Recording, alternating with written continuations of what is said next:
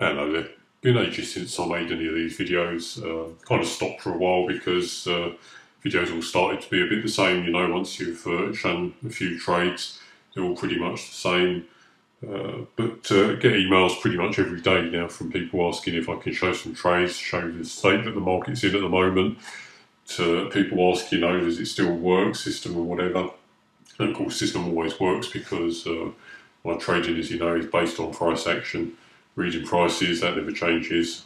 Once you know how to read a chart and read what the message is, what it's telling you, then you can make profitable trades in any kind of market conditions. So anyway, just took a snapshot of the charts that I traded yesterday, or Tuesday, 23rd of April, and when I stopped for lunch, just took a few screenshots of charts, so I can run through those with you now.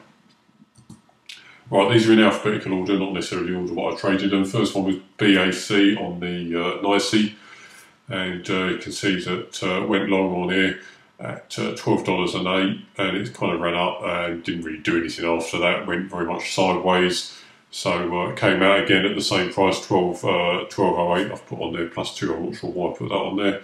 Ignore that. It came out break even basically, so didn't make anything on that one. BBRY on the Nasdaq, this one was a bit more interesting. Went long here as it shot up, supported by volume, and tape confirmed that as well. And had a nice little run up, started to come back down, so took half off with just a little 9-cent profit on there, just to have a little bit in the bank, give us a little bit of more wiggle room, and then watch what happened from there on. As you can see, it had a little bit of a pause, a little bit of a breather, and then shot up again.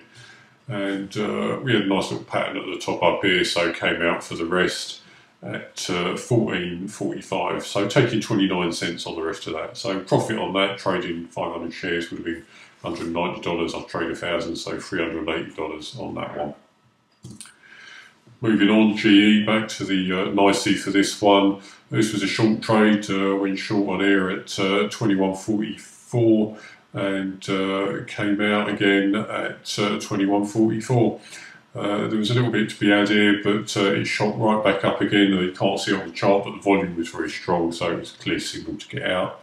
So break even on that one, maybe a little bit in the red if you take commissions into account, although as we know, discount brokers, commissions are negligible. We did get a second bite of the cherry on this one though, made a lovely old pattern a bit later on in the morning, so took a long one here at 21.52, and it sort of went sideways at the top, messed around a little bit, basically just waited for it to break through the old moving average and came out at 21.62, taking just 10 cents on that. So only $50 at 500 or $100 at 1,000.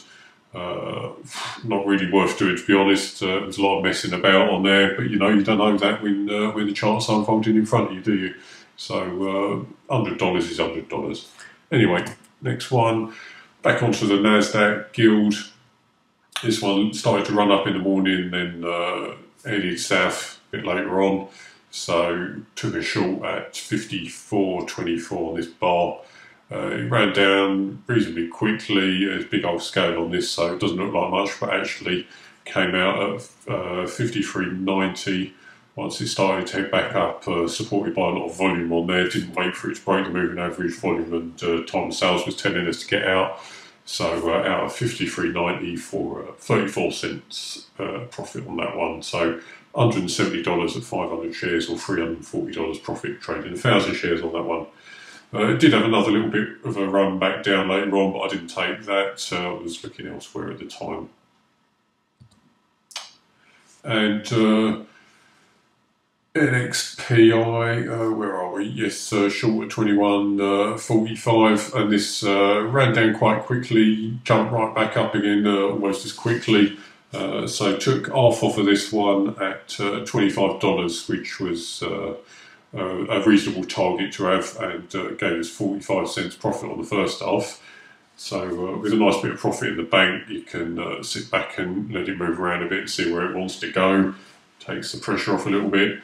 It sort of wobbled, came back down, and made this nice pattern up here again, this nice reversal pattern. And again, volume and time of sales said this was time to get out, that it was headed back up again. So took the other half off and actually came out again $25 on the other half. Again, taking 45 cents on there. So $225 trading at 500 shares and $1,000, $450, sorry, trading 1,000 shares on that one. So not too bad. Again, this one ran up very nicely for the rest of the afternoon. There was a lot, or the rest of the morning, sorry. This chart finishes around 1 o'clock. Here we go, 10 past 1. So there was an awful lot of profit opportunity to be had there. Again, didn't take that. I was looking elsewhere.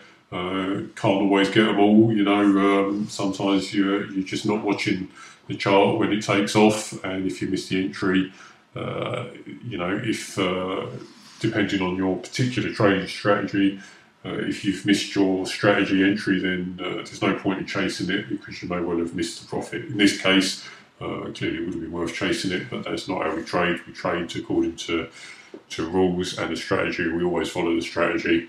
But it's worth pointing out, because people do say to me sometimes, you know, I watch these stocks and I miss half of the trades, and you know, that's part of the game. You just can't be there and can't have eyes on every chart.